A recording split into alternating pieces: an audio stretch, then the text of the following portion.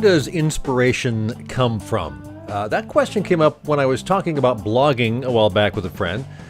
I blog a few times a week at TradeshowGuyBlog.com and have been doing that consistently for years. I don't even know if it's the right thing to do or whatever the right thing to do when it comes to blogging. Some people like to blog every day. Look at Seth Godin. Other people like to blog every 3 months.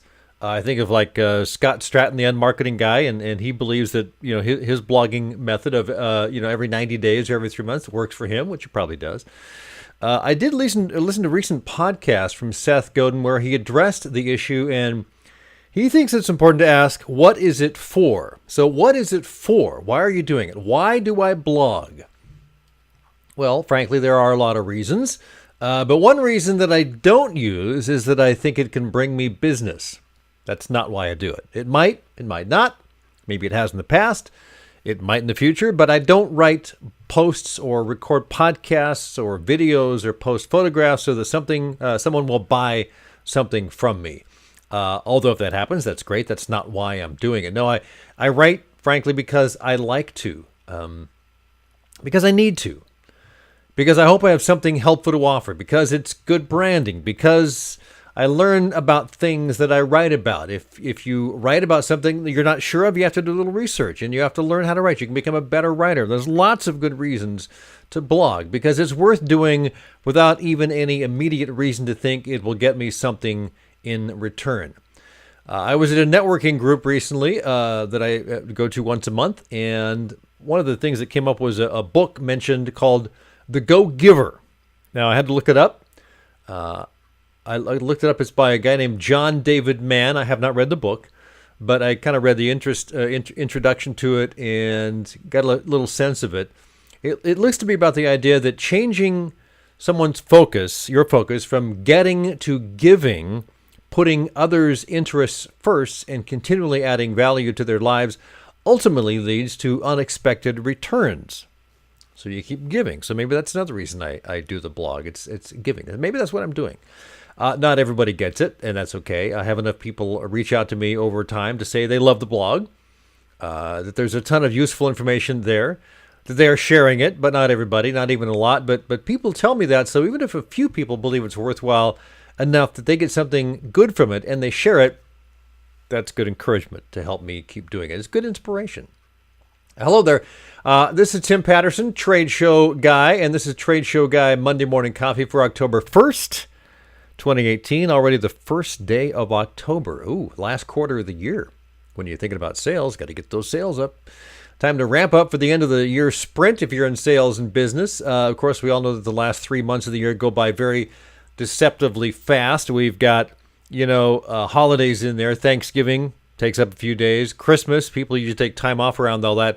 A lot of companies actually closed down the last week of the year, and a lot of government agencies I used to work with over the years would simply just not be there. They would tell their people just to be gone.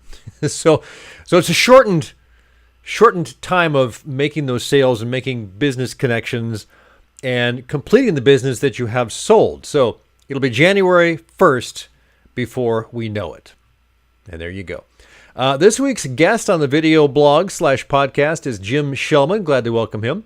General Manager at Classic Rental Solutions, our go-to group to handle our clients' exhibit rentals. And with all the changes in exhibit options over the past few years, what can be customized in rentals and all that sort of stuff, the cost of it, we thought it might be good to sit down with Jim and get his take on what's new and how you can view them through the budget lens and among other things. So here's how that conversation with Jim went. It's the Trade Show Guy Monday Morning Coffee, and I want to welcome Jim Shelman, General Manager at Classic Exhibits Rental Solutions. Jim, it's great to see you this morning. Thank you for spending some time. Great to see you. Thank you. I thought given the evolving nature of the trade show world, we thought it might be worth checking in a little bit and see what's new in the world of trade show rentals, which, you're in charge of that. So I figured if anyone knows, right, you're going to know, right, Jim? I should by now. So, Let's start with, there's a lot of discussion that you see in the trade show world about should you rent, should you buy? What kind of things come to mind when you weigh those two from a client standpoint? What kind of things do you talk about? Well, that has changed so much over the years. When I first started in this industry a long, long time ago, people would look at it like, how many shows do you do per year? And kind of make sense out of that. And anymore, it's for so many different reasons. It could be, it still could be budget reasons, but so much of it is for flexibility. People want to change up their design from show to show and not be locked into one specific thing. But, they do look at their show schedule and see how many shows they have. It could be for conflicting show dates, and they have one show going on, a larger show, and then they have a smaller show going on someplace else. So it makes sense to rent in that situation. But anymore, it really is, you kind of have your rental type customer and your purchase customer. Yeah, And I've got a client that does nothing but rent, but I think Right. the main reason is that they have a very small exhibit that they go out with a 10 by 10, and they're based in Manhattan. They have no place to store anything like that, and they want a nice exhibit, and so they're willing to spend what it takes. Even though, for instance, right now they're in the midst of doing back to back to back shows with the same exhibit. It's going to be out there for 6 or 8 weeks, and then it'll come back. So. But that is convenience for them, and they want to show up. They basically hire us to coordinate the shipping, the installation, and dismantle. And so they just show up and do their thing and then walk away. So that's what so many people want to do. They just want to show up. They don't want to necessarily store their exhibit and pay, a staff member that may or may not have time to do that to manage their exhibit and pay the storage and all that. So sometimes it just makes sense. It's a less hassle proposition to rent sometimes, and sometimes it makes sense to purchase. It's all across the board. But it really has changed though over the years. So how rentals compare right now? How do they compare in cost to purchasing the same booth? Is there a rule of thumb anymore? It used to be, if you rented it 2 or 3 times, you've paid for it. Is that still pretty much in effect, or how do you look at that? It used to be, if you're going to go to 3 shows a year, you might as well purchase. And now, really, I would say that it really depends on what the size of the booth is and how much storage is involved and all those factors. But as far as just the initial purchase versus renting, it can be anywhere from 35% of a retail purchase value to up to 50, 60%, depending on how custom it is. Yeah. Well, let's talk about customization. I know that customization is a lot more in play in the rental world than it used to be. What kind of things do you end up customizing in a rental booth, other than just a graphic, which you need to dress it up anyway? What kind of things do you do? Well, really, with the way designs are today, there's so much fabric that covers the entire fabric graphics that cover the entire exhibit that you really wouldn't necessarily know if it's a purchase or a rental for the main structure. Like you might have a tower in the middle and kiosks and different things. So customization would come really with counters and workstations and those types of things. Charging stations are really common, but really you can sprinkle in a few custom components and make your whole booth look like a custom purchased exhibit. Yeah. One client we work with bought a custom 20 by 20, but they still rent the counters that encircle the tower. And so, they told us again this year I thought they were going to buy it, but they said, no, we're going to rent one more year at least. And so that's just a decision they made kind of on a year by year basis. So that is somewhat of a customization. They don't have to use the same counter every year, but at this point they have, they're not locked into it. So that's what I was actually going to add. A lot of people do a combination of a rental and a purchase. Right. They might have a main tower structure and a main meeting room, whatever, and they just want to rent the kiosks and the counters, or the other way around. They already have their kiosks and counters, but they want to rent a main structure. So really, it's across the board. People, all kinds of different combinations.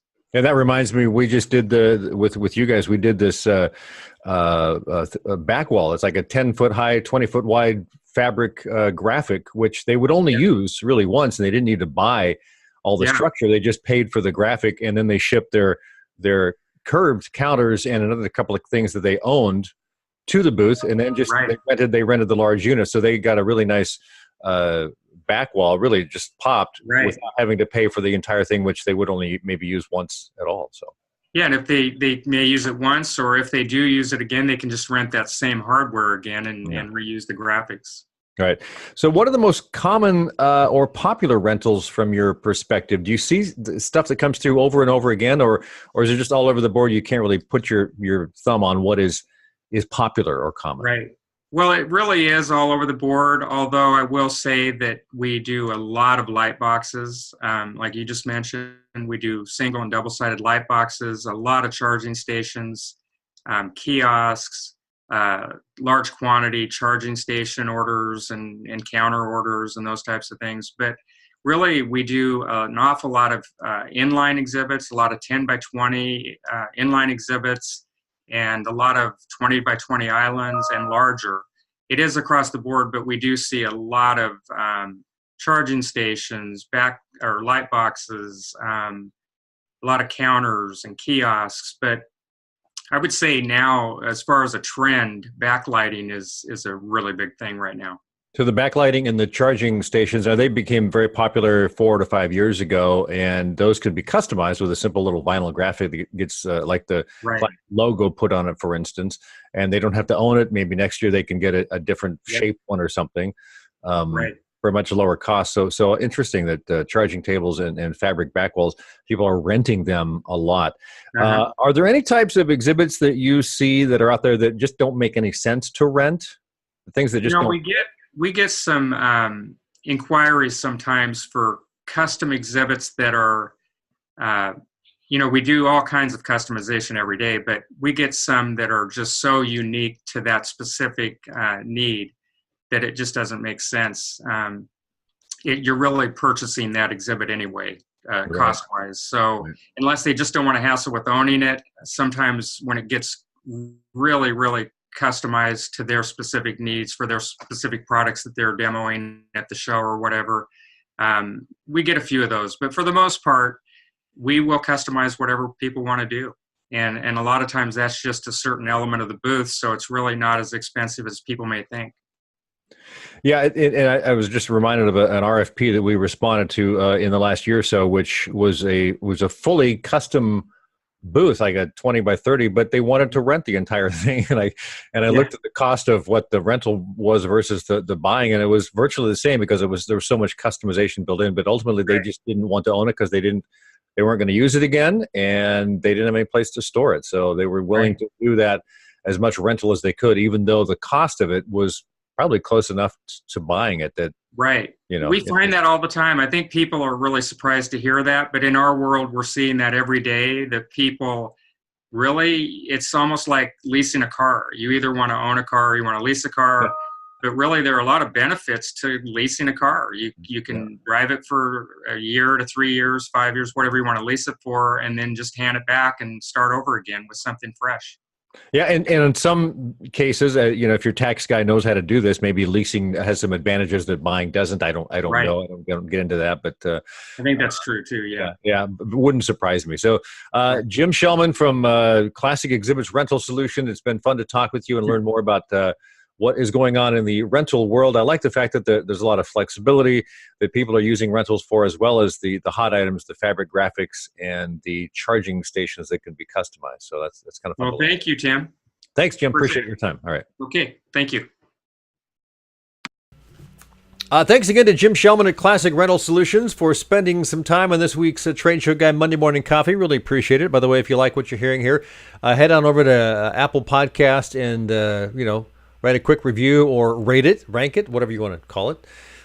You can get both my books on Amazon, Trade Show Superheroes and Exhibiting Zombies, 66 Lists Making the Most of Your Trade Show Marketing. The first one was a couple years ago, Trade Show Success, 14 Proven Steps to Take Your Trade Show Marketing to the Next Level. And that's, in fact, this week's Trade Show Tip of the Week comes from my first book, Questions to Ask When You're Considering a Booth Upgrade or even a new booth. There's a lot of questions and things you should ponder as you go through the process or before you even start the process. Like, what's the size of your booth for your biggest shows each year? How old is your current booth? Can you get another year or two out of it? How does it look brand wise? Approximately how many times a year will that exhibit go out? Do you have another booth or exhibit for smaller shows? What's the best thing you like about your current booth? What's the worst thing that you don't like about it. Always good to identify those things. Number 6, does it truly and fully represent your brand? In other words, when people see it, do they think immediately of your product or company? Number 7, does it have all the functional needs that you desire? Number 8, what have you added or subtracted since you first used the booth? In other words, what have you tried to improve? I've been working with clients that you try to improve a booth and you add things, take things away. Sometimes it really works. Other times it gets to be very cluttered. And finally you say, you know what, we're starting over. So what have you added or subtracted since you first used it? I think I did that. Number 9, when do you think you will seriously consider either upgrading to a new booth or doing a major overhaul of your current booth? Is there a time frame? Is there a budget constraint? What's holding you back from doing it now? Is there a reason to wait till next year? What are the main functions of your booth? Is it product sampling, product demos, client meetings, branding? Do you have presentations? Those types of things. Number 11, what lead generation system do you use? Electronic or paper, or something that's a hybrid? Number 12, do you have some sort of electronic interactivity in your booth, like with a tablet, an iPad, Surface? Are there games to play? Are there other sorts of activities that people can engage in? Number 13, how well do your graphics convey your message? I got actually a whole chapter in here about graphics and how the hierarchy of graphics work. So do your graphics work? Number 14, who designs your trade show graphics? Number 15, are you satisfied with those trade show graphics and the design? Number 16, if not satisfied, how can they be improved? So lots of things to think about right there. This week's one good thing, it's kind of an odd good thing, frankly, and good may not be the right word. We ran across a documentary my wife and I recently watched it on Showtime called The Trade. It's about the heroin industry, how it's grown, how it's smuggled into the U.S., and how devastating it is to families. Told in a very straightforward manner. Various people being followed around parts of Mexico, Atlanta, Columbus, Ohio, and others. No punches pulled, but it wasn't big and dramatic. It was just telling a story. Very little voiceover. Difficult to watch, I think, but incredible storytelling. And if you don't have any family members that are in that world, unfortunately, it really is an eye-opener. It was about, a half dozen 1-hour episodes, I think, we watched over a week. Like I said, very difficult to watch, but something that I think we should all be aware of. It's there, and the numbers of people being affected by it and overdosing on heroin are incredible. This tells the story in a very straightforward and very impactful way. It's called The Trade. It's on Showtime. So on that note, I wish you well this week and catch you in a week on Trade Show Guy Monday Morning Coffee.